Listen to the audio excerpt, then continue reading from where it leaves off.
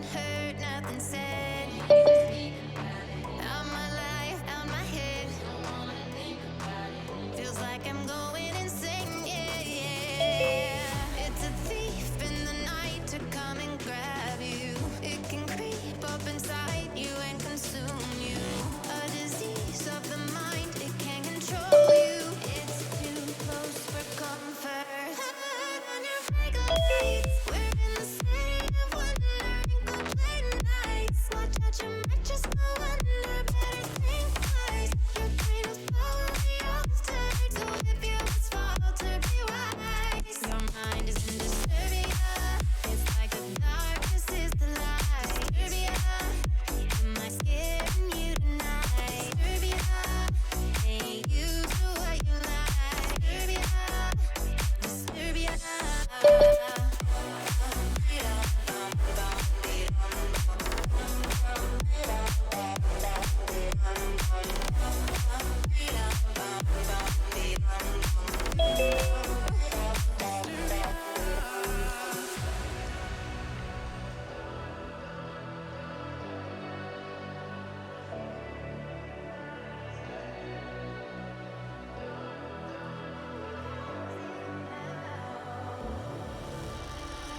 No more gas in the rig. Nothing heard, nothing said. Out my life, out my head. Feels like I'm going insane, yeah, yeah. It's a thief in the night to come and grab you. It can creep up inside you and consume you.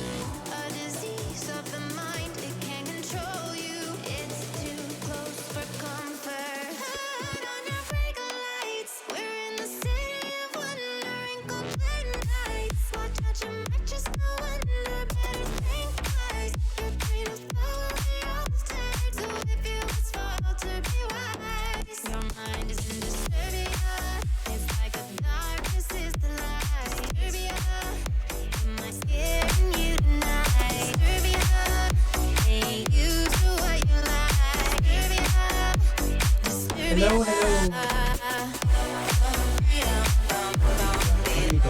Ay, sorry. May sounds pa rin pala.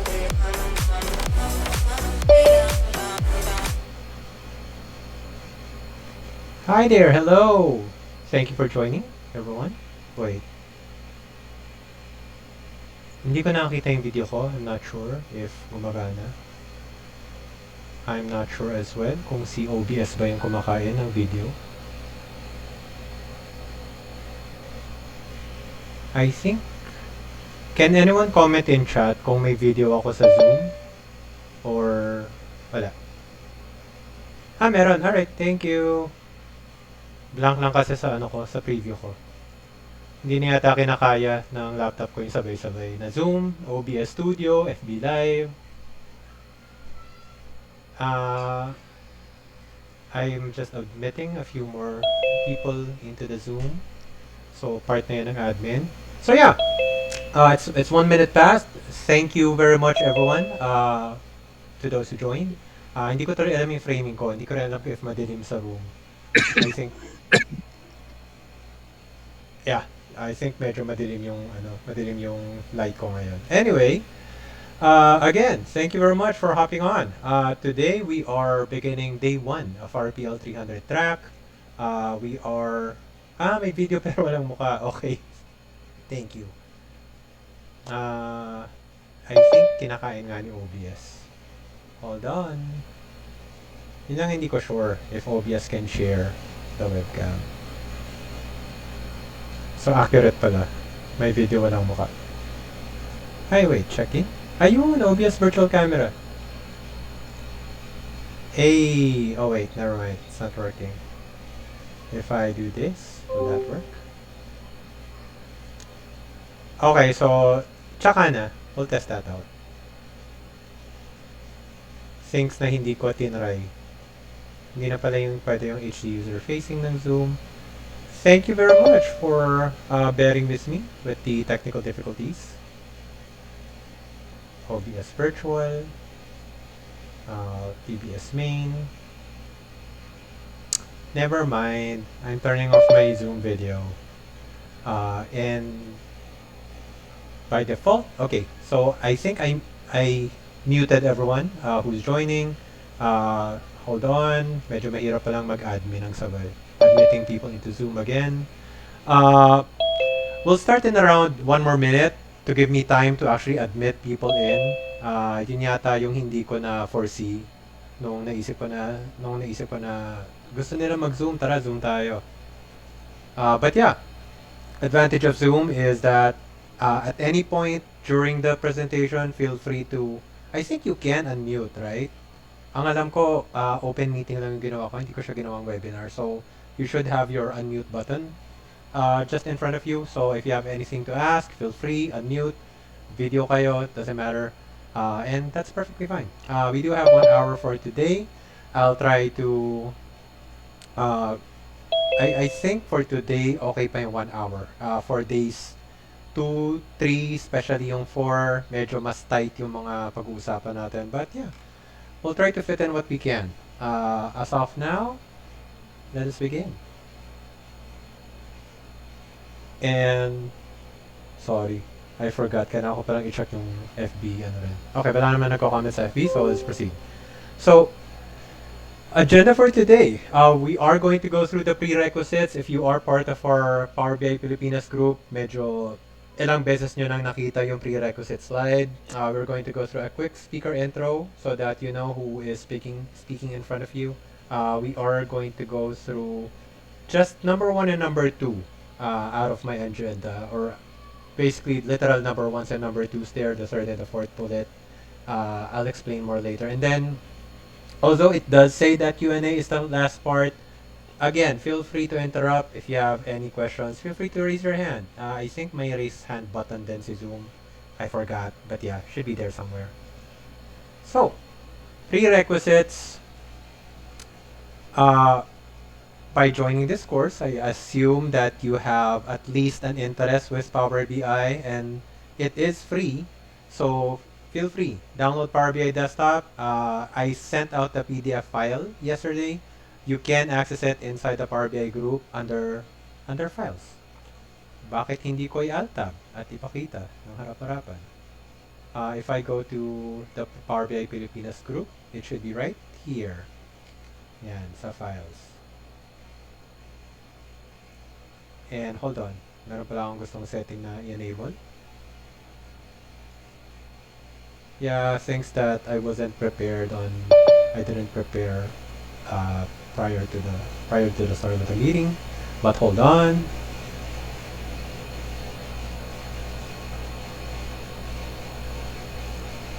Mouse. Find my mouse. There. Yeah.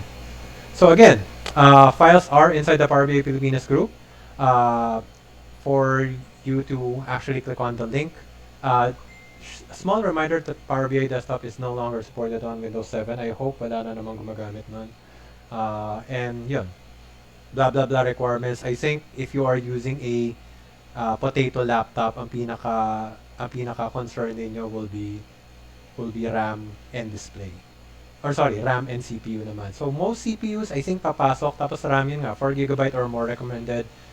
Definitely aim for 8GB for your general sanity. Even with Chrome naman these days, I think 8GB na yung medyo preferred. And dataset download. This will be the dataset that we will be using for our exercises in the coming months. Kasi nga, one per month lang yung sinetup kong schedule. Pero yun nga. We'll start today actually. We'll be using pizza place sales. That's it. Teka. Actually, should I, let me copy this and paste it in chat. Just in case ngayon nyo lang nakita yung slides, or syempre, nakakatamad pa mag-download ng PDF, just go into chat, you should be able to download it. I'll paste it in the FB Live portion as well.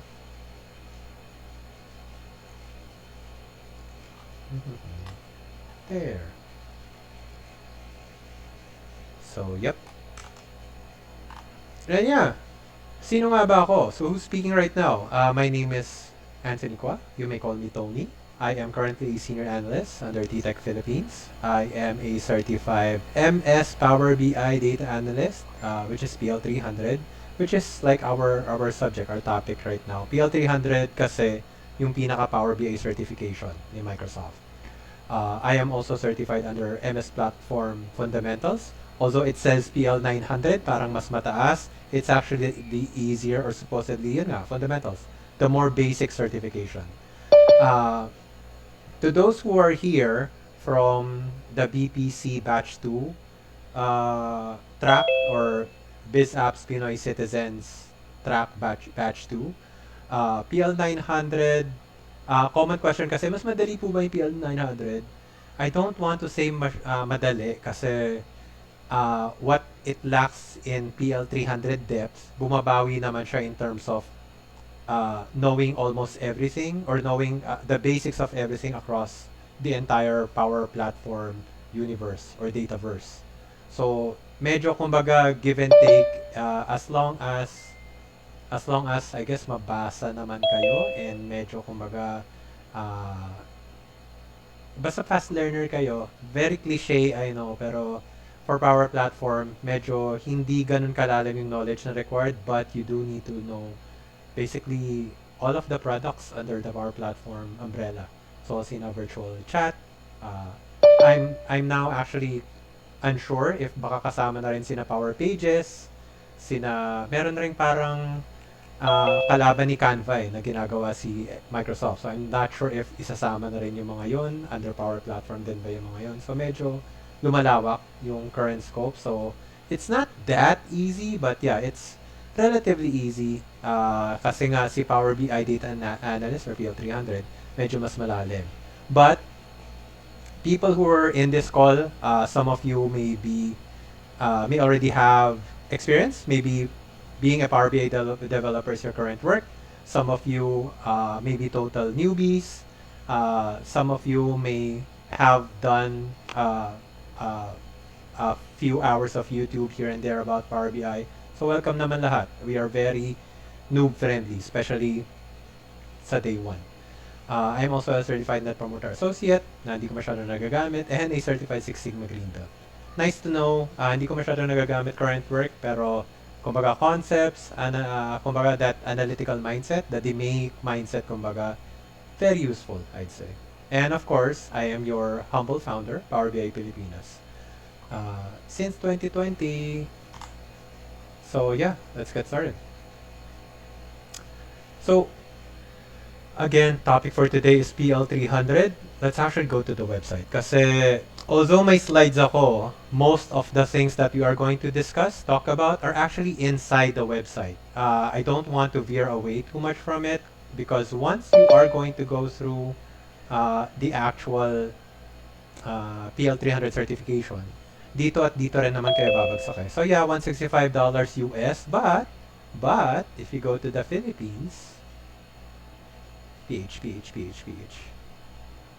Sorry, yeah. It's only $90 US. See, developing country perks.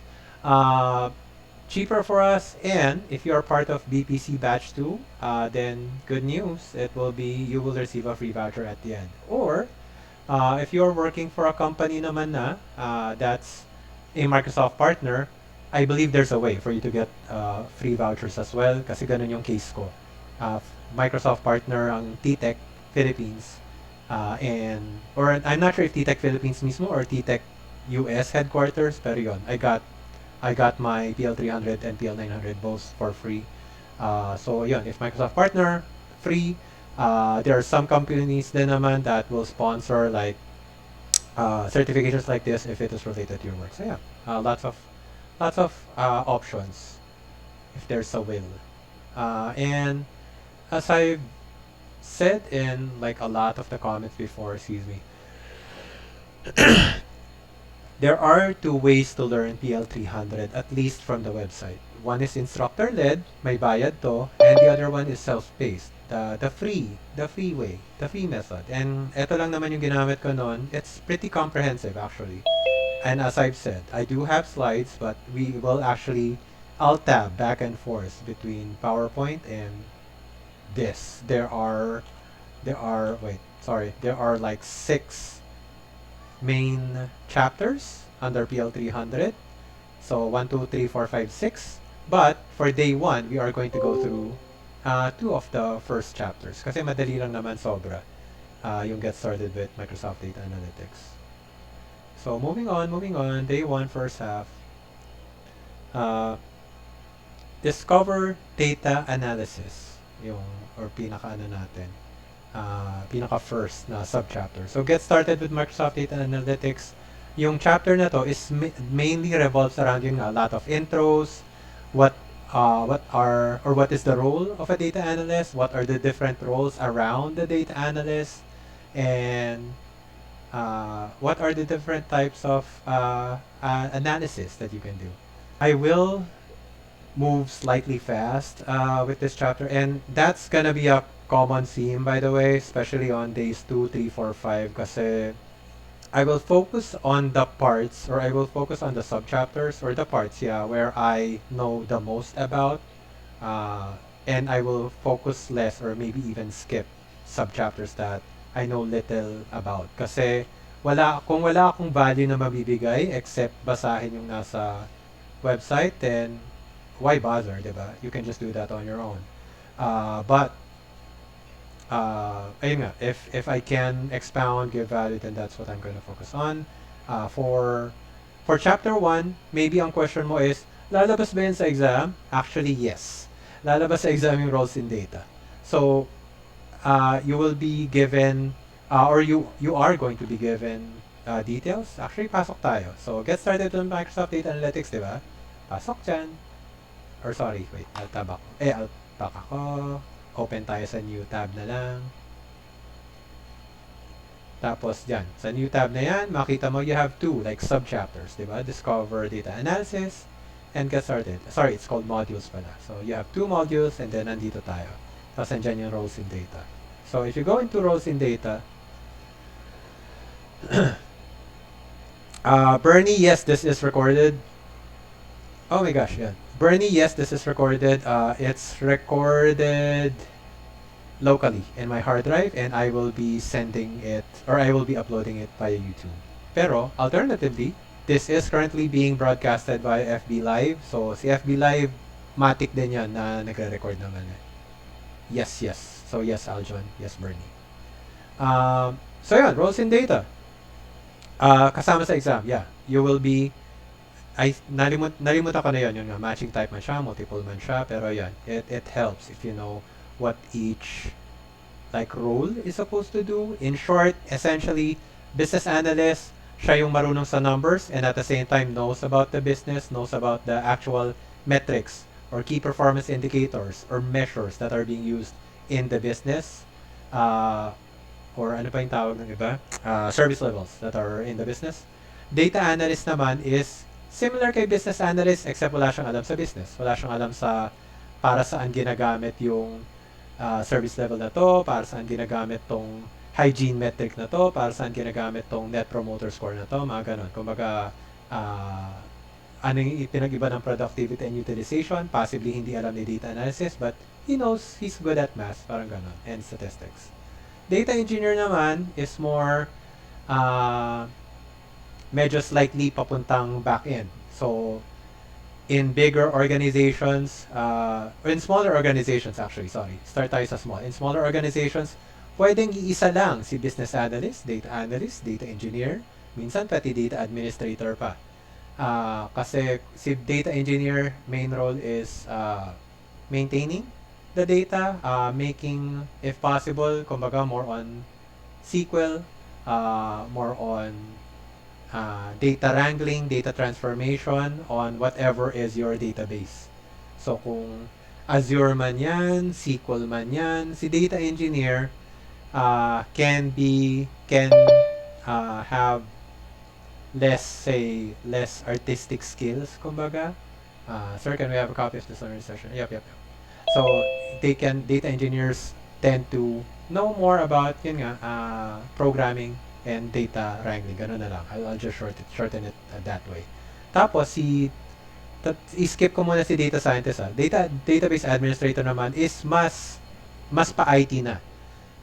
Kumbaga yung, excuse me, kumbaga yung data team mo is yun nga, si data analyst, business analyst, data engineer, data scientist. Si database administrator tends to be part of your IT team na. Hindi na siya part ng data or analytics team. Si database administrator, sila na yung talagang maintenance na, minsan physical pa, about servers, about yung hardware needed, ano pa yung tinescribe niya, sorry. I think pati, general administration, rights, overall health. So, gaano ka dami na yung laman ng server, hindi na ba bumili, hindi na ba magbura, hindi na ba mag-archive, blah blah. So, basta yun, mas pa-IT na siya, maybe less about the math, really more IT stuff. Tapos si data scientist, medyo iniwan ko kasi mas hindi siya na merge basta-basta, or at least in my experience, in our company, I mean, si data scientist must involve sa model building, mas involved sa forecasting, mas involved sa machine learning maybe, deeper languages, AI. So kumbaga, mas malaki yung kumbaga investment nila in terms of mga education na meron sila. Admit. And yeah, I think that's pretty much it. It would help if you read through. But again, in the real world, nami-mix and match yung mga yan. You can be a data analyst, pero data engineer work yung kasama sa mga ginagawa mo. You could be a business analyst, pero data analyst talaga yung work na ginagawa mo. Yun, in the real world, that's why it's very important, and this goes to the young ones out there. It's extremely important in your resume to not just write your title, but to actually write the job description or the things that you do day to day. Possibly, one or two lines lang ng what do you actually do per day, and then maybe another line if you have a highlight project milestone that you have to highlight in your resume. Parang ganun, for that specific position. So, kumbaga yun nga. Kasi your resume can say business analyst, and that business analyst role can be something that gets paid 12,000 per month. Pero it could be a business analyst role as well that gets paid 80,000 per month. Hindi natin alam kasi nga single title pero sobrang iba-iba ng responsibilities and roles na ginagawa. So side note yun. Going back. So that's pretty much discover data analysis, I think. Wala na akong gustong i-highlight eh. Task of a data analyst, sorry. Ito yung may mga steps. Parang yun. Kumbaga, if you're familiar with Six Sigma, may DMake. Sila naman may PAMV, or Prepare, Analyze, Model, Manage, Visualize. I don't remember it popping up in the exam, but yeah, nice to know. Oo nga pala. So, yun. Kumbaga, to those who are part of BPC Batch 2, we have time ba? Oh, yeah, I have time to make chika. So, PL 900 is a requirement for you to go through, for you to get the PL 300 voucher, diba? We specifically wanted that to happen because PL 900, apart from telling us that you actually have the drive to complete a Microsoft certification and get done with it, kumbaga, or complete it, it tells you yourself, or it familiarizes you with the Microsoft certification process. PL 900, PL 300 are both proctor, ang tawag doon? Proctor-based exams or proctored exams. That said, during my time, literal yun na naka-webcam ako, kailangan kong picturein yung left, right, front, and back ng laptop ko. Kailangan alisin lahat ng electronics sa table. Hindi lang electronics eh. Parang pretty much any clutter. Ultimo Skyflex ko sa table, pinatanggal. Water bottle, pinatanggal. Smartwatch, pinaalis. Earphone, pinaalis rin. So, and yun nga, any ingay in your background, they will ask you to reschedule, actually. And if nag-start ka na ng exam, tapos biglang may maingay, background, may kumakausap sa'yo, they may not nullify your exam. So, strict siya. So, ayun, yep. PL100. I think basta lahat ng proctored exam. Kumuha ko under Pearson. Pero yun, I think consistent naman yun. And ultimo, PL900 mabilis lang eh. Parang, I think, 30 minutes to 45 minutes lang yung exam ng PL 900. PL 300 would take you around 1.5 hours. So, 90-minute exam siya. That said, hindi ka rin pwedeng basta-basta na lang tumayo para mag-CR. You need to ask permission and confirm na you are allowed to stand up and go to your wee room. So, yun. Ganun siya ka-strict, heads up. Pero yun nga, if you go through PL 900, it gives you an excellent foundation or at least an excellent experience na, ganito pala yung PL 300. And as we go along, actually, or as once you complete the PL 300 track, whether you do it with BI Pilipinas, whether you do it on your own via the self-learning modules, may parang self-assess, or sorry, merong sample test yan sa dulo, or sample exam. Depende yata sa vendors. Pag Pearson yung vendor nyo, may mga sample exams sila. Those sample exams help a lot as well because it will, again, train your mind into knowing like what to expect. Kasama sa what to expect na yun yung mga tawag doon, case studies. So, meron kayong isang scenarios, tapos 5 questions after, all pertaining to that scenario, may mga ganun sila. And you can always go back to the scenario, so no super pressure naman. So, I think we are good with the first chapter with this one. Yun nga, roles, tasks. Yeah, get started building with Power BI na tayo. So, use Power BI, building blocks of Power BI, enter and use Power BI service. As I've said, I'll be alt-tabbing a lot.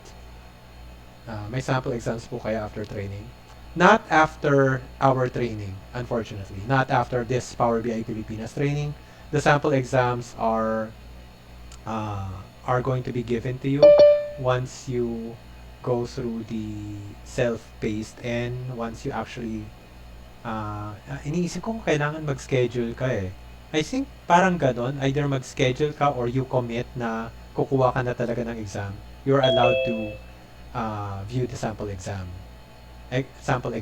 Tapos you can retake it. My friend ako na parang 6 times na siyang kumuha ng sample exam bago siya naging confident mag-take ng actual exam. So, unlimited naman yon. But, do control yourselves kasi may limited pool lang of questions yon. Parang ang sample exam will ask you 40 questions yata or 50 questions. Tapos yung actual pool nila, tansya daw niya, parang nasa 100 questions lang ang meron.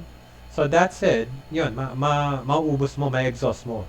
So, if you do the sample exams too much, yun, umabot ka na sa 5th time, mapapansin mo na yung mga lumang questions andun pa rin and hindi na siya productive, diba? So, kumbaga, if bumagsak ka sa unang sample exam mo, which happens a lot, sa akin din naman, bumagsak ko sa unang sample ko.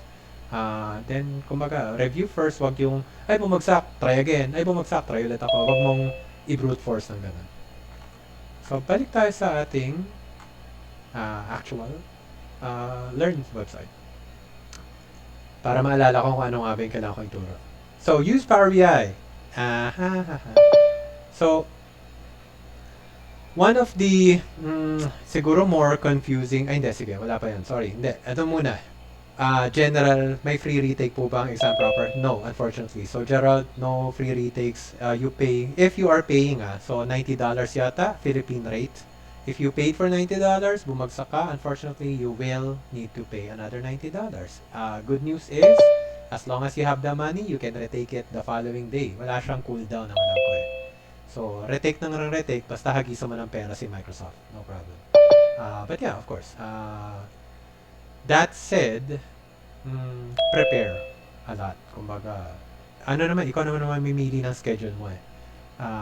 Ikaw mamimili ng ultimo time, the date and the time. Ikaw naman makakapili. So, make sure to choose a date and time na relax ka, walang tao masyado sa bahay or tahimik yung mga tao sa bahay, ganyan. Or you do have the option to take it live, like on an actual Microsoft site. Hindi ko lang tinry yun kasi ang alam ko, yung unang try ko, medyo pawala pa lang yung pandemic natin eh.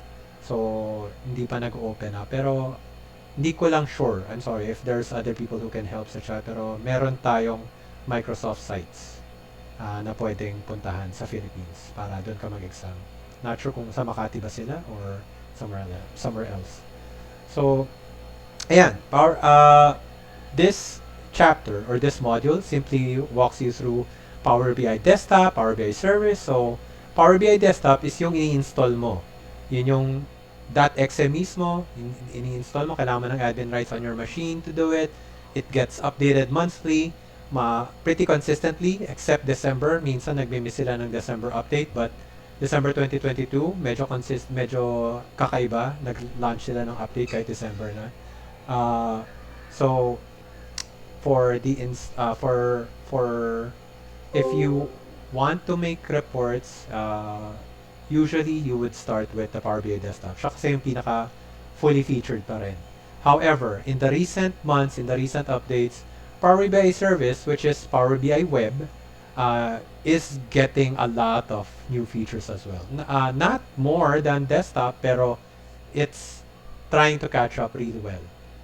Kasi, anyway, I'll explain as we go along. Pero yun nga, services na nasa web. Syempre, if you want to share your report, service tayo. Service is where you can send a link. If you have a premium subscription or premium per user ka, you have a way to simply share your report to the organization. If wala, poor pa lang kayo, or kung bakit tinetesting nyo pa lang yung Power BI, nasa Tableau kayo ngayon, or ClickView, ClickSense, Excel, you do have the option naman to do what you want to do in Power BI Desktop. Save it, PBIX yung extension natin sa kanya, sa file niya, and then literally send that PBIX to whoever. Tapos pwede na lang i-open. And makita pa rin nila yung report. So, yun yung kagandahan, I guess, with Power BI is it's unlimited trial for free in a way. Very limited, yes, in a way, kasi hindi ka makakapag-share to the general organization. But, yeah, it doesn't matter. Okay. A good point, Robert. So, yun. Sabi niya for kung anumang PL certification yung ina-undergo nyo, minsan na-late yung proctor. That's a possibility. In my case though, I guess swerte naman, hindi siya nangyari sa akin. Kung ano yung in-schedule ko, na-late lang yung proctor ng say, actually hindi na-late yung proctor. Na-late kasi ang daming kailangang preparation na gawin. Excuse me.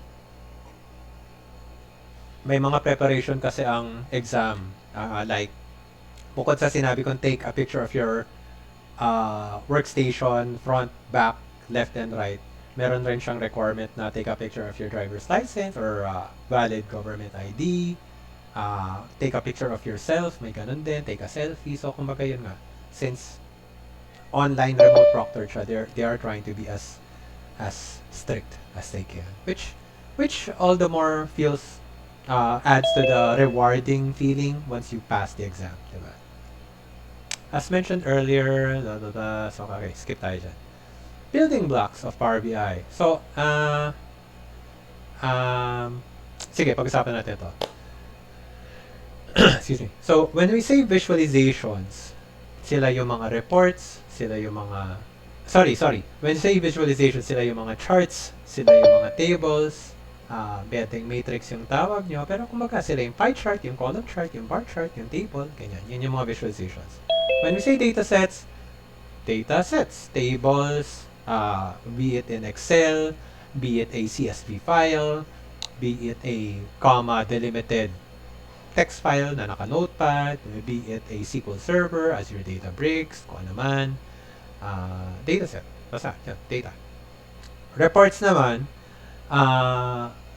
reports yung technical term ng Power BI. So note, kumbaga, that's a term, that's not just a term being thrown around. Reports yung actual term for your PBIX. It's a report. Medyo may, for people coming from Tableau or other, or life in general, kumbaga, there can be a confusion when they say Power BI dashboard, kasi some people would say, gawa ka ng dashboard, blah, blah, blah.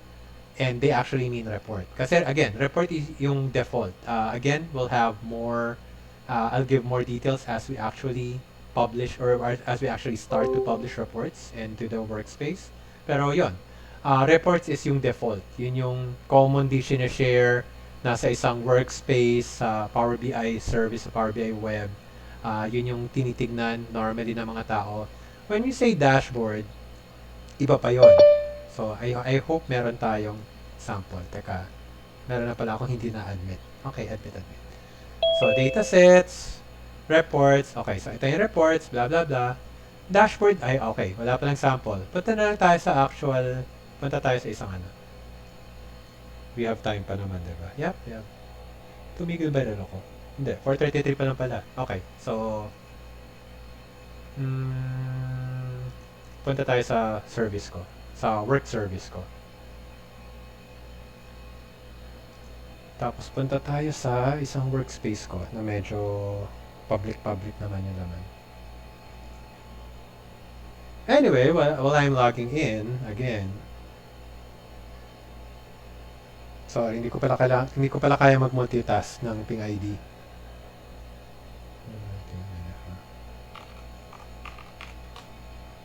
Okay. So,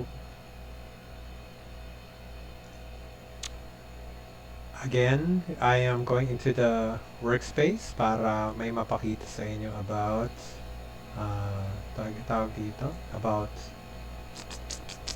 what's the difference between a report and a dashboard. So, where we are now, this is the Power BI service kasi nasa web, di ba? Tapos, itong, kung nasaan tayo, this is a workspace. So, workspace, parang mga folders mo. You can think of it that way. Ito yung mga folders. Inside a workspace, or inside that folder, you usually have your reports, itong color blue, and your datasets, itong color orange. Tapos, for some of them, ayan. Actually, lumalabas naman pala yung tooltip pag hover. Diba? Report yung blue, dataset yung orange, teal naman yung dashboard. Tapos, pasok tayo sa isa. Ito. So, ito yung sample report. Diba? Report. If you click on, say, dito, sa card na to, and click on pin visual nga ba? Sorry. Siyempre, nalimutan ko. So, pin visual, ayan. When you click on pin visual, that's the time when it'll ask you, do you want to pin to a dashboard? New dashboard, existing dashboard. So, since wala tayong dashboard regarding Plato's Pizza, mapapa-new dashboard ako. And dashboard name, gawa tayo ng new dashboard, Plato's Pizza. So, again, yung report kasi natin, parang siya yung talagang binubuo mo inside Power BI Desktop. And when we say dashboard inside Power BI, it's really more of a compilation of small visualizations, possibly from different reports. If you notice kanina, pwede akong maglagay dun sa rough data.pbix ba? Pwede kong lagyan yon. So, isa lang yung nilagay ko, yung card na yon, and notice na i-strip down rin yung theme niya or yung custom format niya. Pero pwede mo naman baguhin yan, no problem. So, yun. Anyway, that long speech was really just to point out the difference between the terminology. The report, train yourself if you're going to work with Power BI, train yourself to always say report. Kasi when you say dashboard, I just don't want to open up that semantic misunderstanding in the future. So, yun. When you say, kumbaga, when a client requests for a dashboard, kumbaga, you don't need to correct them really, pero I always try to train them to say report. Kumbaga, I never would say, here's your dashboard, kumbaga, here's your report, blah, blah, blah. If the only time that I corrected a client in using the word dashboard is when they requested it to be part of the title. So, kumbaga, gusto namin, it's called monthly CSAT dashboard. Tapos yun yung pangalan niya as a report. So, yun medyo parang na-OC na ako doon na I told them that, in-explain ko patuloy na dashboards and reports, Power BI is different. So, just to be more accurate with the platform, ganyan, let's call it a report. And of course, you as the expert as a developer, they'll say yes naman to that. Unless yun nga, kung kumbaga, meron silang bigger cinematic universe of reports and everything's called a dashboard, then maybe you are the one that needs to yield to them. Sige na nga, dashboard na kasi may mga other reports from may other vendors, tapos tableau yung gamit ng iba, dashboard rin yung tawag. So, that's fine. Yun. we adjust as needed. And then tiles. So, when we say tile, yun, it's a, yun. So, yung visualization na yun, yung bar, it's a tile.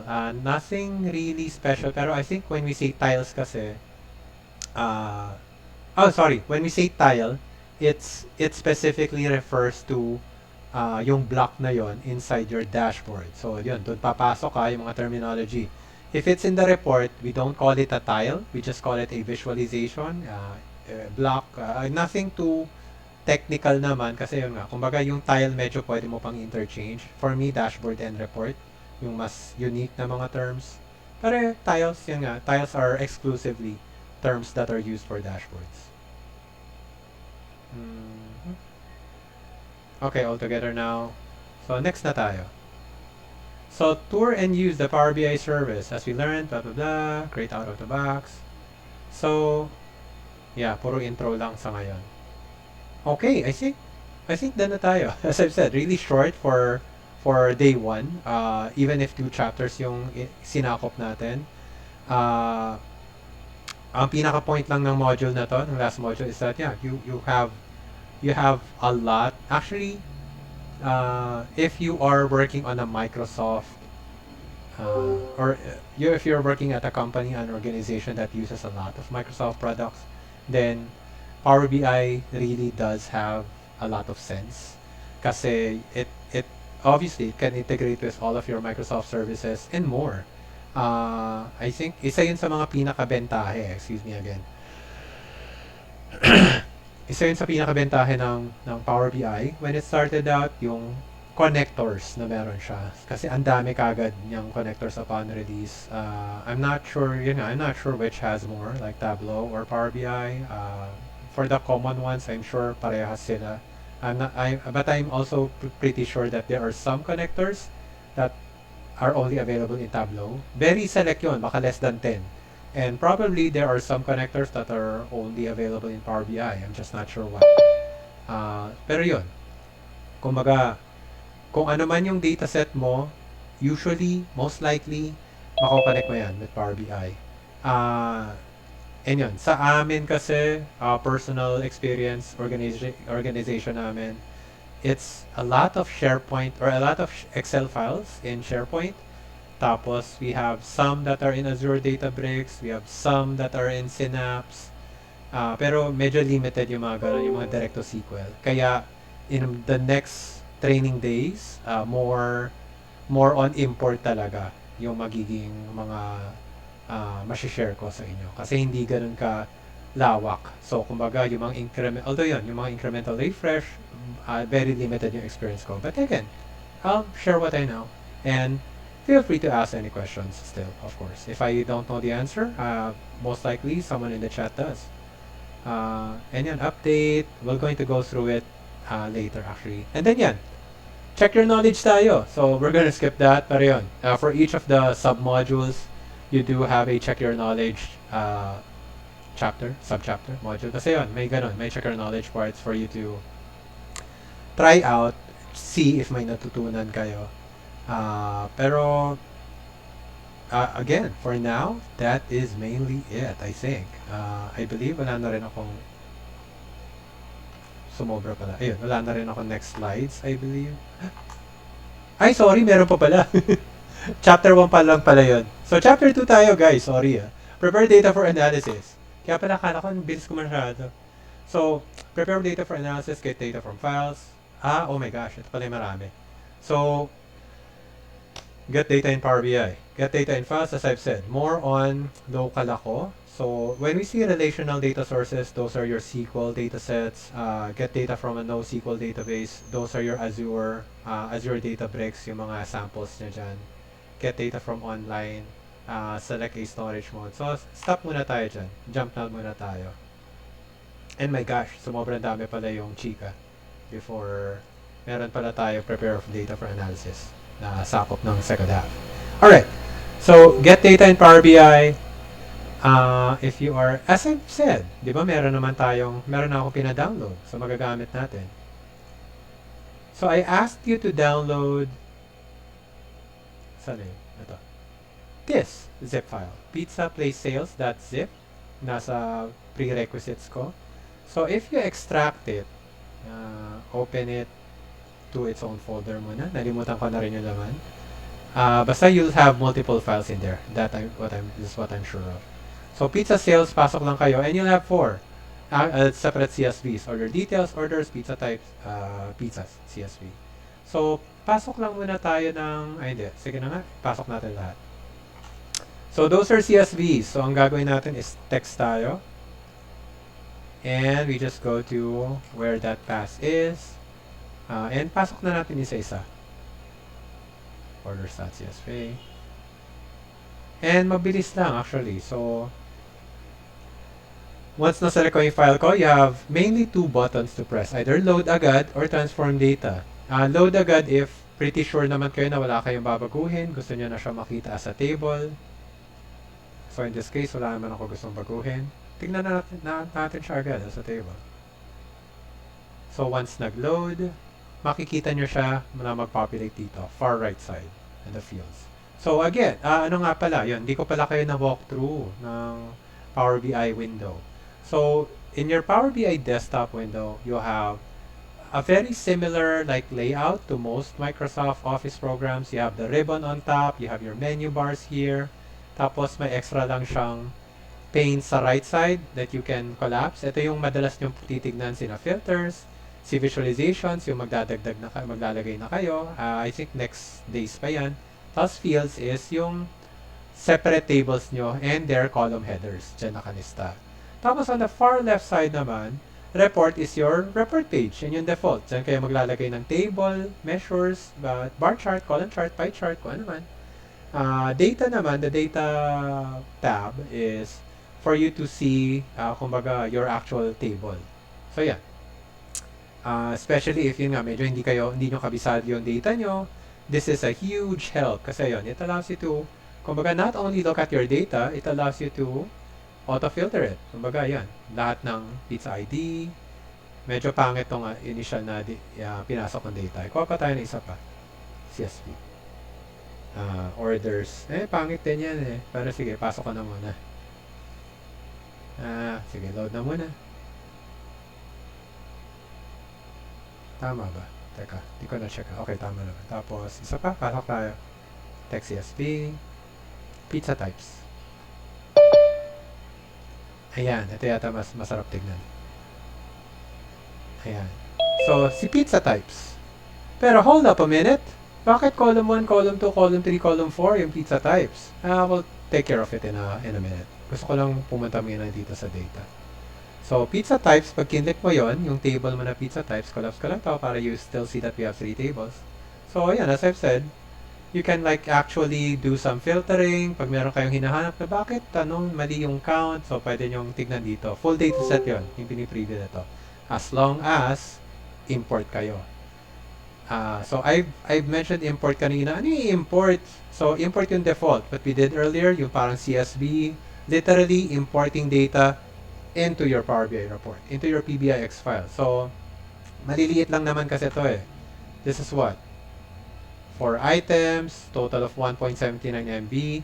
Power BI's VertiPack compression does an excellent job of compressing your data, especially if marami kang rows, millions of rows ka, pero halos pare-parehas yun. As long as hindi siya distinct, hindi siya unique, kayang-kayang i-compress ng Power BI yun. And it does an excellent job on it. So, kunin na natin yung isa pa. Isa na lang eh. So, para hindi ma-OP yung nag-isang dataset natin. Pizzas. And, load na rin. Sige. So, yun. Para 4 na sila. Yung 4 na tables na need natin. Si pizzas, okay din yata. Walang problema sa column header. So, si pizza types lang. We'll get back to it in a bit. Tapos, yung last button dito is your model button. Si model button naman is, or will show you the relationships between your tables. Habit ko na i-turn on lahat ng mga options dito sa properties. Show the database in the header when applicable. So, pag tinik ko yan, and meron kang mga galing Databricks, ganyan, ibibigay niya yung server name ng Databricks mo. Or, kunwari, PBI dataset siya na online, yan, bibigay niya. In our case kasi, puro import local lang eh. So, Yeah, medyo boring. Pin-related fields tayo to the top of the card. Malaking tulong to kasi pag naka-off to, pansin nyo, ayan, ang related dito is pizza ID tsaka order ID. Pag tinurn on ko to, si pizza ID and order ID, yun, nilalagay lang niya sa taas. So, malaking tulong if you're trying to trace, kumbaga, saan connected dapat sino. Now, yun nga, itong si pizza types, hindi siya mako-connect kasi ang automatic connection ng Power BI, ginagawa niya yan sa column name, based on column name. If may nakita siyang same column names, ino-auto-connect niya. So, let's fix that. And as I've said, balik tayo sa home muna sa report. As I've said, this is your Power BI desktop. Let's now go into Power Query. Transform Data is the button that you'll need to click. It's under Home. Again, Transform Data. Ayan. So common concern to. Or common cause of confusion for newbies. Now, we have two windows that are okay. Teka, sorry. Ayan. That are working or happening with Power BI. Power BI Desktop, ito yung kung nasaan tayo kanina, yung may visualizations, fields. Tapos you have Power Query. Si Power Query yung nasa back-end ni Power BI Desktop. Si Power Query is supposedly where you want to do as much of your transformations as you can before you pass them over here. If we're talking about SQL database datasets, or actually even yung CSV ko, if you can actually clean up your data before it goes into Power Query, all the better. Pero yun, if hindi na, nasa Power Query na, then at least wag mo na siya paabutin dito. So let's go to our table of concern, yung pangatlo, pizza types. So if we go here sa Power Query, oops, mali. Sorry. Okay, there. So if we go to the third one, pizza types, ito na yung issue natin. May columns tayo, may column headers tayo, pero hindi siya nare-recognize na sa baba. That happened because all of your column contents are text. Si Power BI kasi, it's trying to just intelligently guess kung meron kang column headers. In this case, obvious kasi text, number. Text, number. Text, number. So, kumbaga, it kinda assume na since meron kang text sa very first row lang, malamang column headers mo yun. It did not make that assumption though in this file because lahat text eh. This is a purely text table. So, let's try to force it in. So, mapapansin nyo, in your Power Query editor, sa right side, meron tayong source. Ang source mo is actually, if I click on it, it will tell you, kumbaga, source of the file. So, in my case, it's on my drive D, OneDrive, blah, blah, blah. Tapos, pangalawa, change type na. So, change type is yun.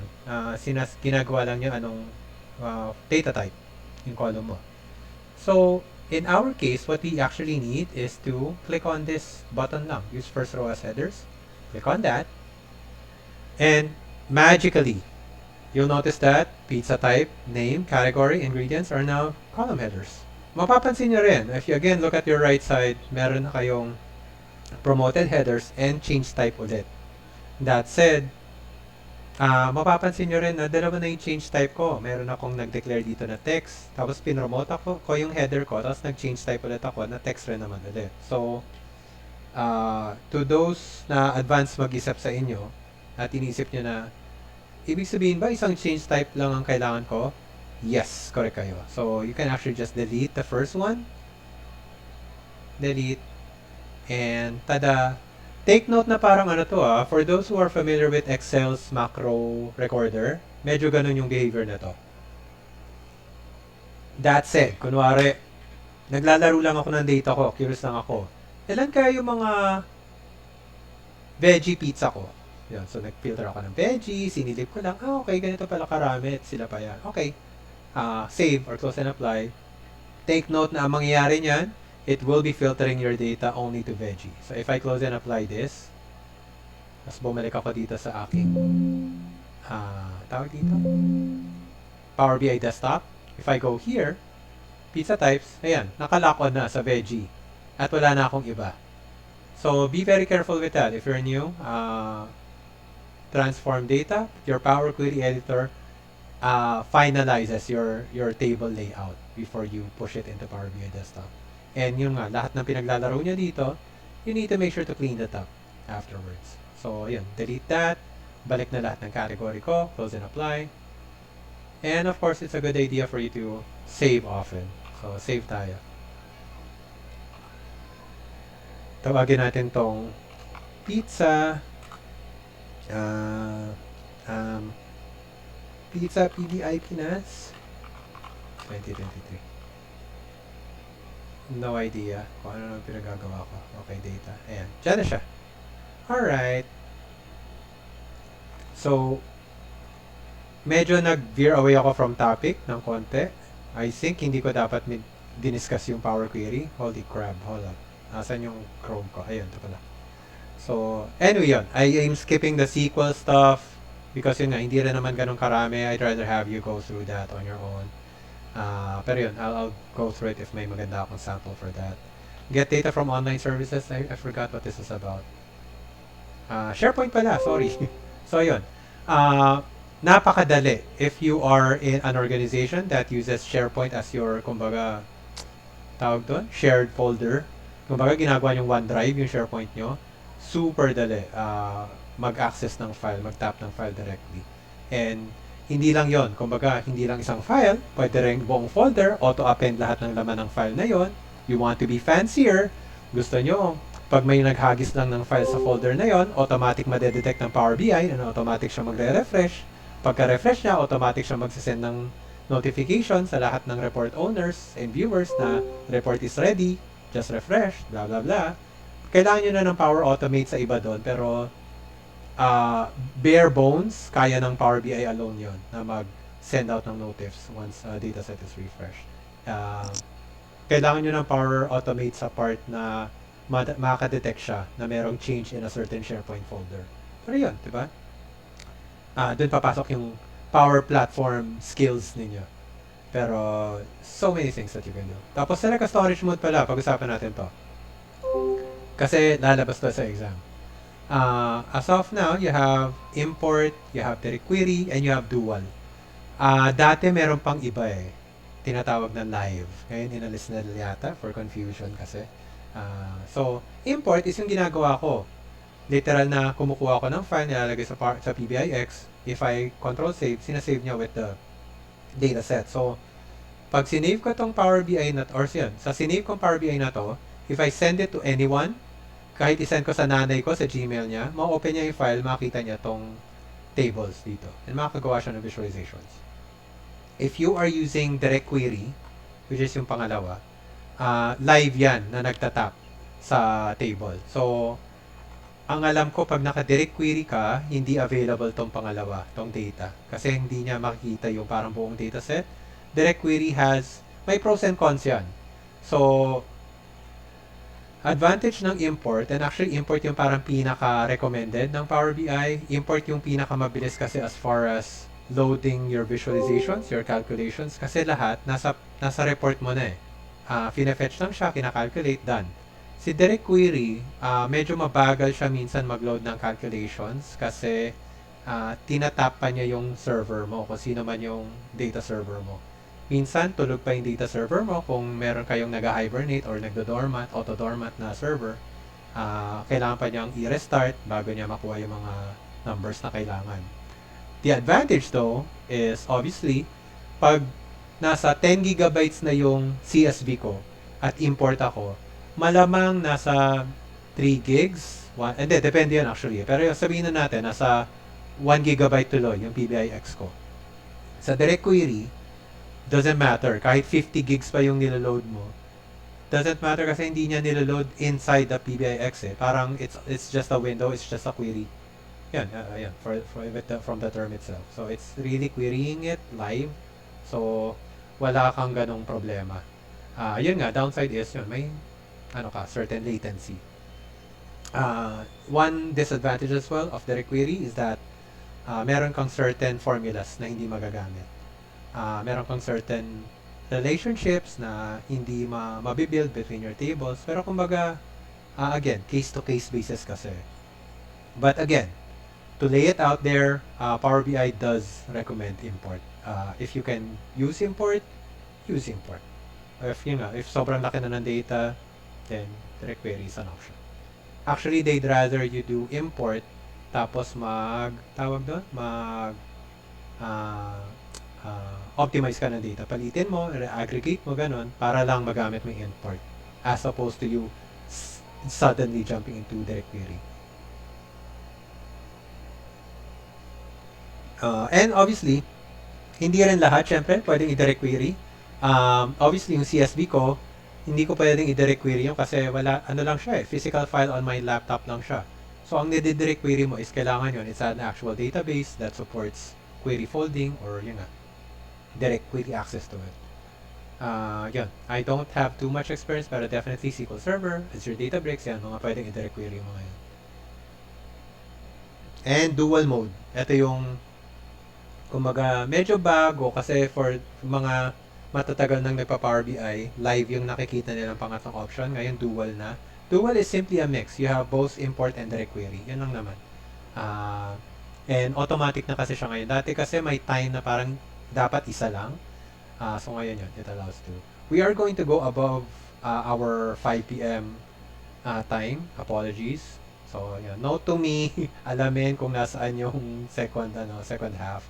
Pero yan, if you need to go, again, this is going to be recorded. You will see it on FB Live and, excuse me, you will see it in YouTube maybe tomorrow. AAS, yun nga, medyo specific na. I might skip that. Skip na natin totally. Fixed performance issues, yan. Query folding is, sige. Query folding na tayo. So, query folding is extremely important. The concept of query folding is medyo actually nangyayari lang siya sa mga yung mga data lakes talaga. Sina SQL, sina Azure Databricks, sina Azure Analytics Services malamang, kung ano man yung mga malalaking dataset mo na hindi CSV lang na nasa laptop mo. Query folding is, it's the ability to make some transformations on the database side as opposed to your Power Query editor side. So, notes tayo. Mag-notepad na tayo. Kasi parang ang dami ko nang nasasabi. So, ang pinaka front-end natin, again, is si Power BI Desktop. Diba? Sa likod ni Power BI Desktop, you have your Power Query. Sa likod ni Power Query, you have your actual database. Na, yun nga. Sabihin natin, SQL siya. Now, if meron akong gustong i-present dito sa visual ko, I need to make sure that my dataset is as simple as it can be.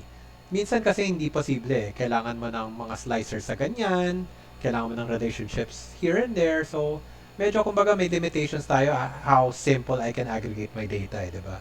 So, all of those aggregations, you want them to not happen here if possible. All of the aggregations you don't want them to happen here if possible. All of the aggregations, you want to make them happen as far back as you can. Para, kunwari, dito, 10 million rows to. Ang kailangan mo lang talaga is 1 million rows. Instead na umabot ka dito at may 10 million ka at, I don't know, kinakalculate mo siya para makuha yung kailangan mo. Why not dito pa lang, 1 million rows na lang siya, tapos 1 million ipapasa mo sa kanya, 1 million ipapasa mo sa kanya, diba? So, kumbaga, always at the back.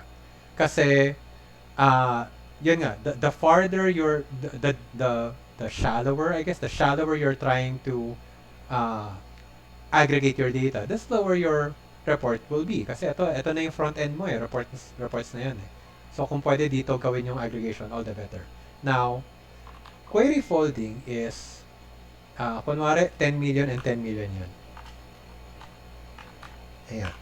So, kunwari, 10 million rows, 1 million lang naman talaga kailangan ko. Tapos, kunwari, hindi kami friends ni data engineer. Ayaw niya akong tulungan, hindi niya ako ina-aggregate. And I need to do my aggregations here inside Power Query. If your SQL Server supports it, yung query folding, kahit ginagawa mo yung Power Query transformation na dito ka nag-group by, or whatever, kung ano man yung aggregation na kailangan mo, yung 10 million to 1 million na transformation, pwedeng database pa rin yung gumagawa niyan. Malalaman mo if query folding works if you go to your Power Query editor, and if you right click on any of your steps actually. If you right click and you see view native query available, it means that you support query folding. In my case, obviously hindi kasi nga wala namang pwedeng i-query fold sa akin kasi galing lang siya sa CSV sa local drive ko eh. So walang separate database na pwedeng gumawa ng action. So kumbaga yun nga, there are certain limitations with query folding, like you can't add a new column, hindi supported ng query folding yon. You cannot change format types, hindi supported ng query folding yon. But yun nga, very helpful still. Lalo na pag yun, may mga ganong cases na pwedeng limited access ka sa actual data server and you need to do some manipulations. Yun. And extremely important ang query folding if you want to do incremental refresh. It's a topic for the next months, days, kumbaga. Pero very important for if you want to delve into incremental refresh. So yun. Pwede kayo mag-advance reading doon. Pero yeah, not that important. And if newbie ka pa lang. So, binanggit na yung view native. Query diagnostics, unfortunately, I don't really use that much. And yun nga, wala pa ako nakukuhang kumbaga, magandang use case for it. So, I'll skip that. And, yun, other queries or other techniques. Kumbaga, yeah, just optimize. Ito na yung sinasabi ko kanina. Process as much data as possible in the original data source. So, even yung CSV ko, if kunwari, meron nga akong individual orders and hindi ko naman kailangan ng individual orders kasi ang kailangan lang naman ng boss ko is total orders per day at wala siyang pakialam sa drill through, then maybe total orders per day na kagad yung CSV ko and napakaliit lang nung niload ko sa data ko, mas mabilis. Separate date and time, something that I didn't mention. Meron ba tayong date time? Meron yata actually. Ayan, pero naka-separate na kasi we're that efficient. So think about it this way. Ang date kasi, if finilter mo yan, konti lang yan eh, di ba? 1, 1, 1, 2, 1, 3, 1, 4. Tapos ang time mo, medyo marami kasi may seconds. Pero at least, kumbaga, meron rin siyang range lang ng 0000 all the way to 115959, right? Now, imagine multiplying that together, sobrang lalaki nung possible combinations. So that's what you're trying to avoid. That's why they want you to separate date and time into separate columns para yun na. There are less unique values. Again, Power BI is sensitive to unique values as far as compression. I think. Okay, so common data import errors, boring, timeout expired, couldn't find any data formatted as stable, medyo boring din. Couldn't find file literally pag nawawala. I'll skip those as well. Since medyo as is na kasi yung mga yan, yung mga timeout, mga what to check na naputol internet mo, VPN, mga ganun, data type. Although may magandang recent data type errors. Yeah, skip that for now. May magandang recent post sa Power BI Pilipinas actually. So, nagkaka-timeout error siya. I forgot where. Pero basta yun, nagta-timeout error siya sa, sa refresh lang. So, pag pumunta ka kasi dito, Power BI Desktop, and you hit refresh, yan, it will try to refresh our data. Ganyan lang. Yan, refresh. Pak. Tapos, nag-error siya na timeout, blah, blah, blah. Wala namang problem daw sa internet niya. Hindi naman siya kailangan naka-VPN. Tapos, what fixed his issue is actually going to the table na nagta-timeout. Tapos, hinintay lang niya mag-load. Kasi, nagpi-preview load to eh. Pansin niyo yung nasa baba? Where it says, ayun, 3 columns, 999 plus rows. Ang preview nito is 1,000 rows. Top 1,000 rows yung Power Query view nyo, actually. So, if you go here, pansin nyo may konting delay. Maliit kasi yung table ko so hindi nyo makita eh. Pero yon, may konting delay yan supposedly pag malaki na. Or minsan malaking delay. Minsan naabot ng 15 minutes yung loading ng 1,000 rows kung maraming columns yan or mahaba masyado. So, that's all he needed to do. Kumbaga, pag hindi niya kasi natapos yung load, nagkakaroon ng question mark dito yan or warning sign yata. I forgot rin, sorry. So, basta nagkakaroon ng something, hindi siya ganyan, na solid table yung icon. So, that was all he needed to do. Wait for it to finish previewing. Once it finished previewing, syempre nawala na yung warning or question mark. Tapos he closed and apply again and then refreshed again. Yun na, gumana na. So, may mga ganong quirks minsan si Power BIs that you just would get to know as you use the tools. And hopefully, you remember that next time you encounter that error. Ano pong mga skills dapat ang meron ng Power BI devs or data analysts na gumagamit ng Power BI? Well,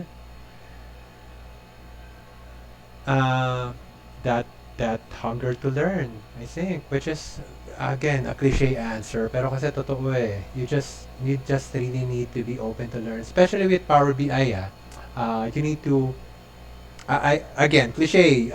You need to be a fast learner kasi I guess medyo common na to in anything technology related these days kasi with Power BI, you have monthly updates.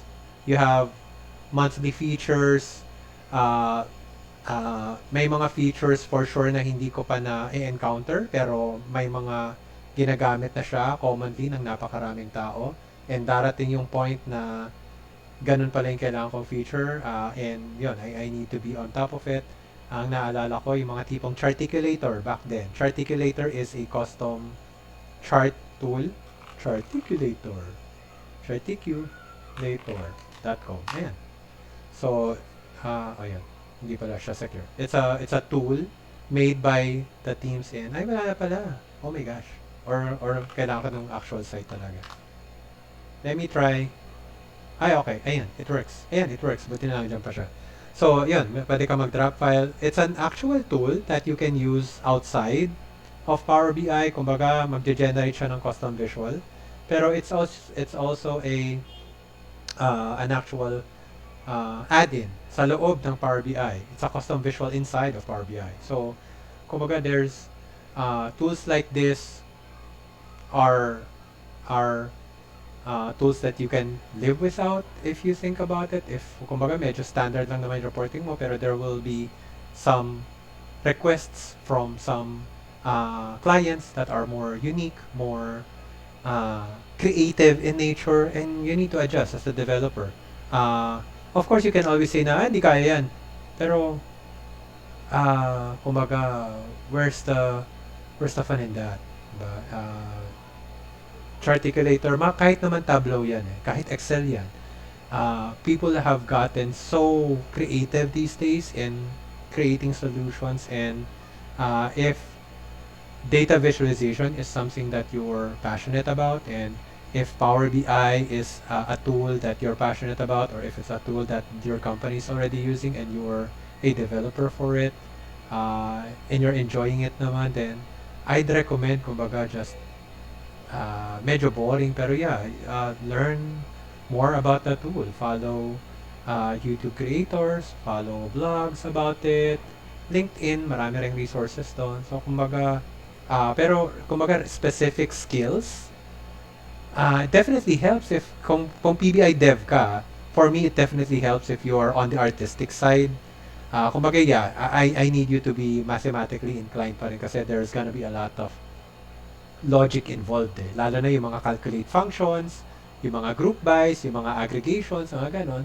Pero it definitely helps kung innately artistic na yung tao kasi at least kumbaga end user wise may ano yung report, may appeal yung report. Mahirap rin kasi yung purely technical yung skill ng tao na alam niya lahat ng functions ng Power BI pero pag gumawa siya ng report parang hindi ka may excite gamitin. And Power BI is one of those visualization tools right now that are very user-centric, very heavy in terms of interactivity. So, ang dami niyang kayang gawin in terms of making it look nice, feel nice, along with, kumbaga, the technical engine underneath. Sorry, ang dami palang nagtanong. Is it necessary to master macros? na wala kasing gamit ang Visual Basic sa loob eh. It helps kasi meron kang programming mindset, yung logic and all. Pero Visual Basic itself, hindi yun yung language. DAX is though. DAX is pretty much your Excel formula language eh. Yung if logical condition, comma, true, comma, false, diba? Purely Excel yun eh. So, that helps. Pero macros, not really. Background on Excel Power Query will be helpful. Yeah, exactly. Pero yun, again, kumbaga Power Query has gotten so easy these days. Ang dami mo ng options na makiklik dito pa lang. Pwede ka nang gumawa ng conditional column dito.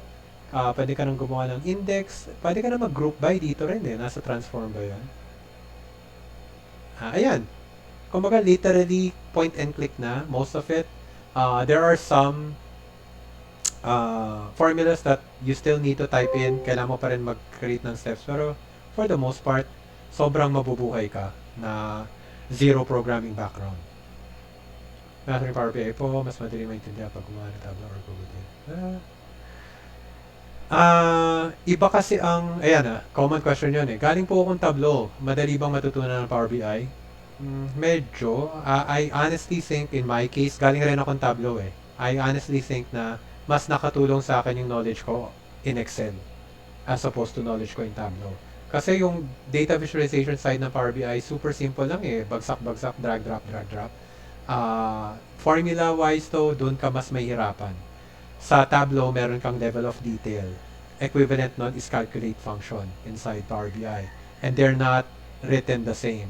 Iba yung pagkakasulat sa, iba yung, ano yung tawag doon? Syntax ng Tableau. Iba yung syntax ng Power BI. So, I'd say, kumbaga, siguro yung, again, yung artistic yung style mo lang. Kung may style ka na, may slicers ka lagi dito, may banner ka lagi somewhere, mga ganon. Yun yung mas madadala mo lang. And yung general, kumbaga, data, data sense mo. Especially, I noticed that for more matured data individuals, mas mapili sila in terms of the data that they import into their reports. Conscious enough na kaagad sila na, ay hindi ko kailangan to, itadrop ko tong column na to. Ay hindi ko kailangan yung column na yan, drop ko na rin yan. Ay hindi ko kailangan yung ganito kalalim na level of detail, I can aggregate it before I push it into Power BI. Mas conscious sila. For newbies, pansin ko, okay, import lahat talaga, sama-sama. Doesn't matter if hindi na nila ginagamit yung column. Worse pa, minsan, gumagawa pa sila ng extra columns na hindi na nila pala gagamitin pero naiiwan nila. So, doon ko nakikita yung kumbaga, data savviness in a way, or data maturity, I guess, of certain individuals. Pwede po pa-share ulit ng download links. Sorry, anong download links? If download links ng table ba to? Sorry, yung data set ba na itong apat?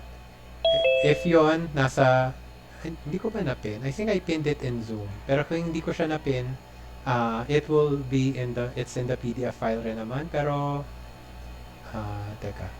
Dataset, sige. Hindi ko pa na-pin. Pero teka, nawala nga yung pin actually Oo nga, hindi ko pala na-pin. My fault. My mistake. Hindi ko ma-copy. Hold on. Ayan, na-copy ko na po. Oo nga pala, ang pinin ko pala Zoom ID yata. Sorry. Alright. But, I just sent it. So, ayan. Sorry tina-timing ko na pang 5:30 na tayo. Kasi wala na talaga yung 5 p.m. deadline ko. Or 5 p.m. closing ko. Uy, shucks, sorry. So, nandito tayo. Kanina huminto. Meron pa pala akong isa. Teka. Okay, so at least last na naman talaga. Sakto tayo sa 5:30.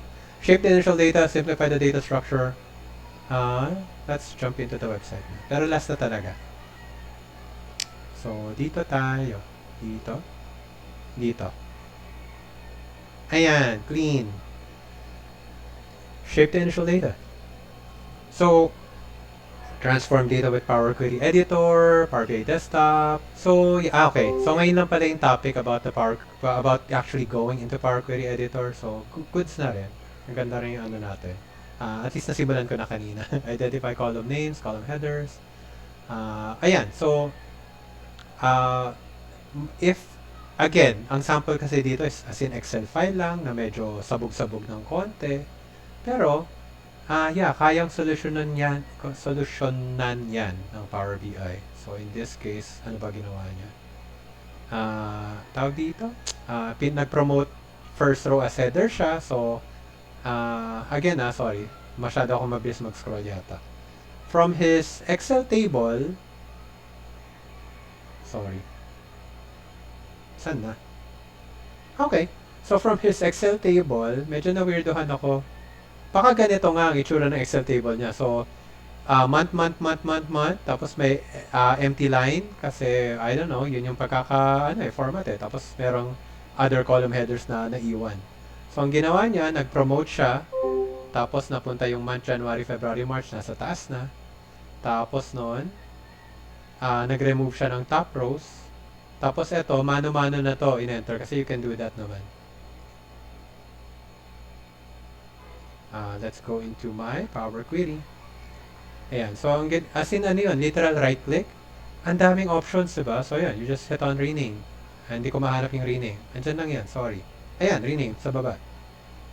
Tapos yun nga, use first row as headers. Nasa home. Use first row as headers. Ito. And then yun nga, right-click. So many options. You can remove the column, remove other columns, duplicate the column, remove duplicates within. Ang hindi ko lang sure sa remove duplicates is like, will it be removing the first or the last? Hindi ko lang sure yung logic doon. Remove errors, change type, so kumbaga format, data type, transform, yung mga ganun. Again, so many. Tapos pag text pa yan, may text transform din ba? Ayan, may text transforms ka rin. Trim, clean, lowercase, uppercase, capitalize, sangkatutak.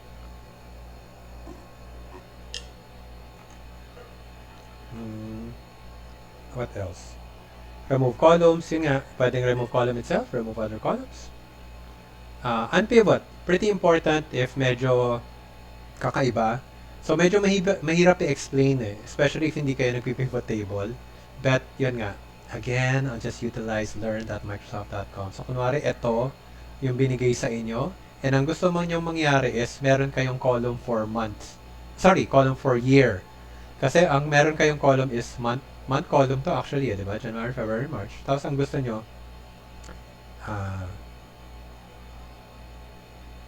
again, notepad na lang tayo, sige.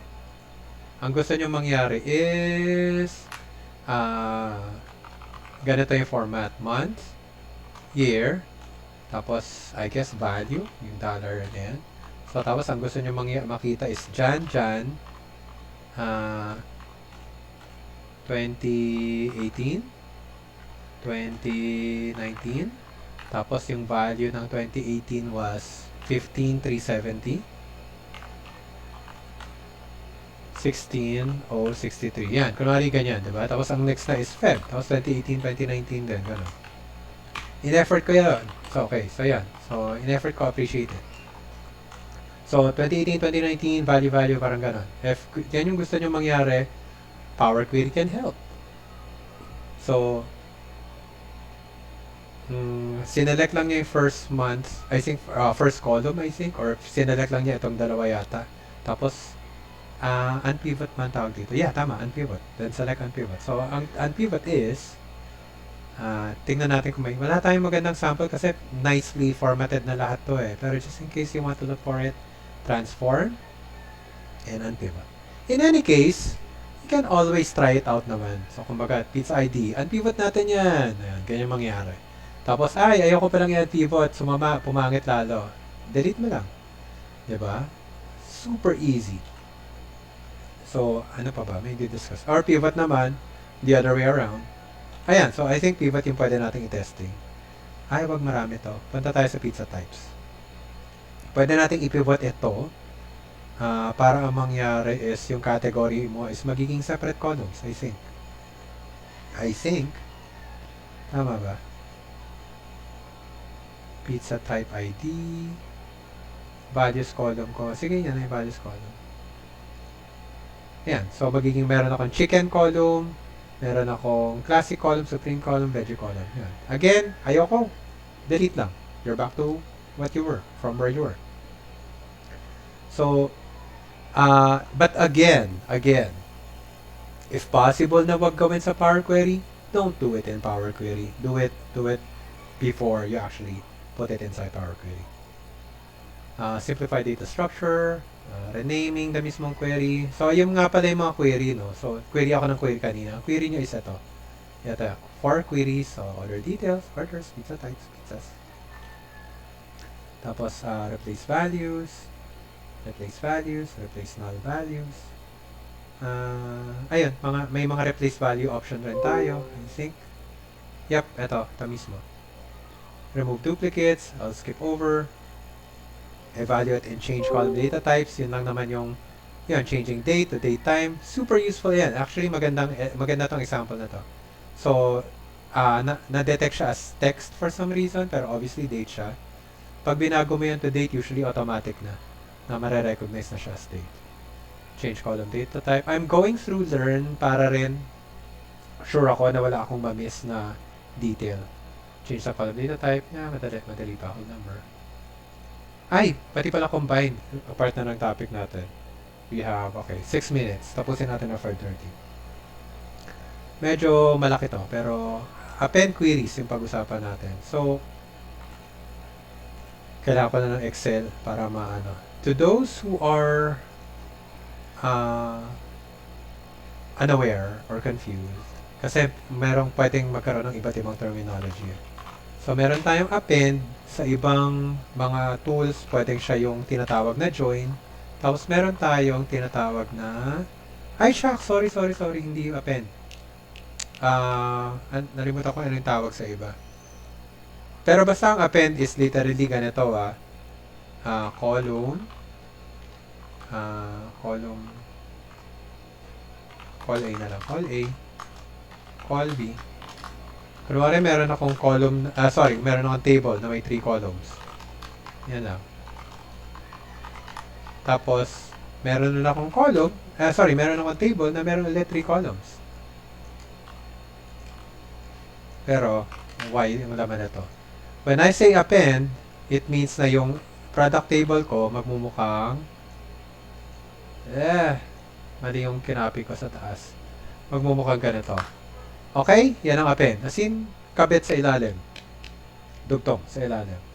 Tapos, the other thing that you need to know is merge or tinatawag na join sa iba.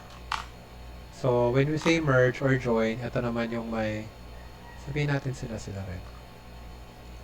Column A, B, C.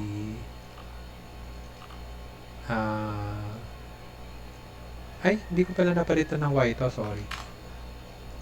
I'm sorry kung nalito kayo, pero yun. Ito yung append ulit, XXX, YYY yung isa, tapos yun. One on top of the other. Tapos ito naman, ang join naman, or merge is, meron kang column A, column B, column C, kunwari, lagyan natin ng Z dito sa last line. Tapos ito rin, kunwari may Z ako sa last line. Or Z ito. Tapos ito may actual na values. Ganyan. So, I can merge this table to that table. Ang pinaka-common naman is left join. Kunwari left join lang gagawin natin. Meaning ng left join, ito yung primary table ko, yung nasa left. Tapos yung nasa right yung secondary table. Tapos, ginagawa mo yan usually if iba ang column names pala, sorry. So, column A, tapos call D, and column E na to, kunwari. Ayan. Tapos, kunwari gusto kong i-merge or i-left join ang column D and column E. Walang magmamatch dito kasi mga XX yan. Pero, hold up a minute. Meron tayong Z.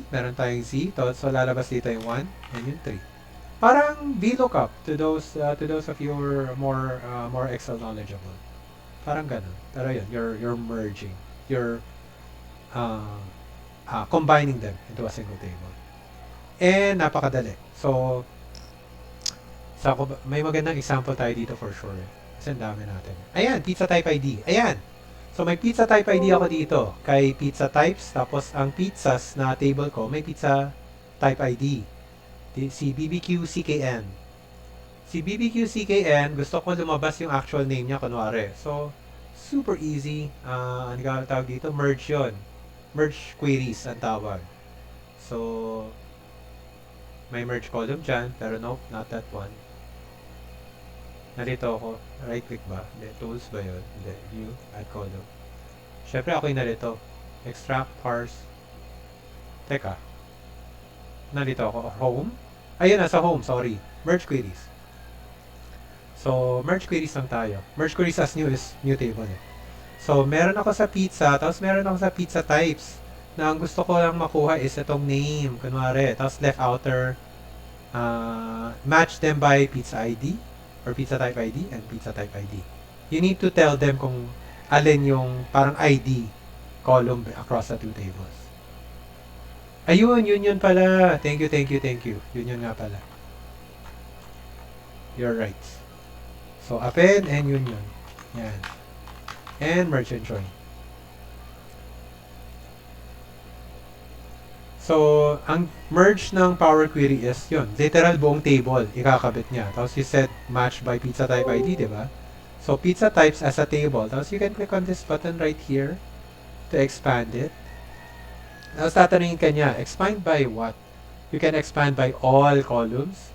Sabihin natin na-expand natin by name and pizza type ID. Tapos pwede mo rin ikabit yung table name. So, it will have pizza types in front. Sabihin natin, i-check muna natin. Click OK tayo. Ayan. So, mangyayari dyan, pizza types dot pizza type ID. Kasi yun yung column natin, di ba? Tapos, pizza types dot name. Tapos, ang kailangan ko lang naman is ito. Tsaka nakokornihan ako, may pizza types pa. So, pwede mo, again, as simple as clicking the gear icon, unticking pizza type, unticking, ay wala na palang way, default column names, default column prefix so blank it out, click OK, and yan na, name na lang siya, and you have your merged table. Super easy with Power BI. So yan lang yaman yun, yung append query. Ay hindi, yan yung merge queries pala, pero append is mas simple pa yun kasi one on top of the other lang, as long as meron kang table na same columns. If hindi same yung column name, as far as I know, so kunwari ito, yung column D, column E ito, example. Tapos, mina-merge mo tong dalawang table na to. Ang mangyayari dyan, magaganito yan. Magkakaroon siya ng call D here and call E here. So, hindi niya pipilitin i-merge. Ayan, magiging ganyan. So, if I append these two, sorry, merge yata nagamit ko. So, if I append these two, ito yung magiging output niya. Gagawa siya ng separate columns kasi walang column D dun sa isa eh. Wala namang column B dun sa isa. So, magiging ganyan yung append mo. So, yeah, you usually want to do, you usually just use append, ano yun eh, commonly yun pag meron kang new data na papasok, luma na yung, tapos ang gusto mo is every month, kunwari every week, meron kang kinakabit lang na data, one below the other. Merge, we discussed. Profile data pa pala tayo. Nasa exam to. And commonly, kinalilituhan ko to, so gusto kong i-highlight. Real quick, sorry, kanina ko ba sinasabi yung real quick na yun? Let's go to view. So, meron tayong tatlong option dito actually ng column that starts with the word column. You have column quality, you have column distribution, you have column profile. Column distribution is what I usually use. Literal distribution, and it tells me how many distinct, how many unique sa mga ano ko, sa mga rows ko. Tapos, you have column profile. Ang column profile naman is ganito, para siyang yun, as in profile. As in, may bar chart ka, pangit ito eh. Pili tayo ng ganito, yan. So, marami kang small, medium, large, ganyan. Meron kang summary statistics, konti. Tapos, column quality naman is kung may mga error, ganyan. Valid, error, empty. So, yan yung tatlo. Nasa exam yan, which one is column quality, which one is column profile, which one is column distribution. So, it helps if you know your terms. And, some of it kasi, nakakalito, oo, pero if you use the program more, the app more, medyo magiging, ano naman yun, magiging galing sa puso. use advanced editor to modify the M code. Oh my gosh, may modify M code pa pala tayo. So, teka, silipin ko lang gaano pa kahaba. Nasa prepare data for analysis pa rin tayo. Last na ba yun? At least last na naman. Okay. So, advanced editor and M code. So far kasi, what I've been showing or showcasing is this one. Yung naka ganyan. Applied steps. You can actually right-click, go to advanced editor, or in home, you can click this, same thing, advanced editor. And, teka, ayan, sige, ito na lang. Pupunta tayo dito. Something that you can easily share to any other people. As in, mara-right-click mo, yan yung M code mo mismo. M as in mashup. So, yun rin yung nakakalito pala. In the Power BI desktop, the language is DAX. Delta Alpha X-ray, DAX. In Power Query, your programming language is M, as in letter M lang for mama. So, it helps that you know like what ang tawag dito, you know what you need to Google search. If you search for anything Power BI, by default, you'd get DAX answers, DAX results. If you're looking for something Power Query, specify nyo dapat talaga na Power Query. Yun yung, kasi mas konti yung mga questions usually pag Power Query. Mas konti rin yung sagot, unfortunately. Pero yun, kanina, meron tayong 5 applied steps and ito yung literal na 5. So, source, promoted headers, change type, and you can like change the name here. Kunwari, ayoko ng merge queries, gusto ko BI Pilipinas. Yan, kunwari. At pag pag pinalitan ko yan, I need to change the succeeding step kasi nire-reference niya yung previous step. So, PBI Pilipinas. If I click done, tada! PBI Pilipinas na yung name ng step. So, ganun lang siya kaliteral. Let's go to advanced editor again. So, again so source, makita nyo nire-reference siya dito. Promoted headers, nire-reference siya sa next step. If you don't do that, kasi pwede nyo gawin na promoted headers din ito, ang gagawin niya is, hindi niya naman i-skip, pero kumbaga hindi na siya mag-work off dito sa change type. So, parang hindi nangyari to. Depende. Minsan ginagawa kasi yun kung meron kayong step na gumagawa lang ng variable, hindi nyo siya kailangan i-reference. Pero yeah, might be too ahead of ourselves. Pero kumbaga yun. In general, name ng step, reference sa next step, tapos what you need to do. So, promote all scalars, yun yung promote headers na step. Tapos ito yung change data types, tapos ito yung join mismo na sinasabi niya sa pizza types kayo mag-join. So, yun, makikita mo yung breakdown, like, what are you actually trying to do in the code. Tapos, itong pizza type, I think you can rename here na rin. I think not sure, pero let's try it out. Pag naglagay ako ng D-name, will that work? Or masisira ako? It works. So, yun. And yun nga pala, pag kinlik nyo isa-isa yung applied steps, you'll actually see kung ano yung actual steps. So, kumbaga, I can say, pizza name. Yan. Tapos, matik, yun. Hindi ko na kailangan ng separate na right-click, rename. Hindi ko na kailangan gawin yun. Turns out na, pwede ko na pala siya gawin in a single step. And that helps. The more steps you can compress, the less steps you have basically in Power Query, the faster your model refreshes or pulls data. So, that helps a lot. So, yeah. My gosh, finally, makakapunta na ako sa last slide for today. Sa aking saying, there is no such thing as information overload. There is only bad design. From Edward Tuft. And with that, I close day 1. But, yun nga, I am still open to any questions. Thank you very much for staying on with me. 2 hours yung nasa timer ko ng Zoom, pero we didn't start like, I started the Zoom call early naman. Pero yun, I'll stay on for like 30 seconds. I'm not sure. Do we have any questions from anyone? Again, this is live in, hindi ko na chinek yung phone pala, pero this is live in FB as well. So, if my questions, saan makakita po ulit yung syntax sa Power Query? So, if you go to Power Query, it's either you right click on the query, go to Advanced Editor, or you go on your home menu button, home menu item, and click on Advanced Editor. So, basta yun, Advanced Editor yung pupuntahan mo para kita mo yung buong code. When next session? Next month na tayo. Ano to? I designed the sessions to happen once a month, every second Saturday of the month.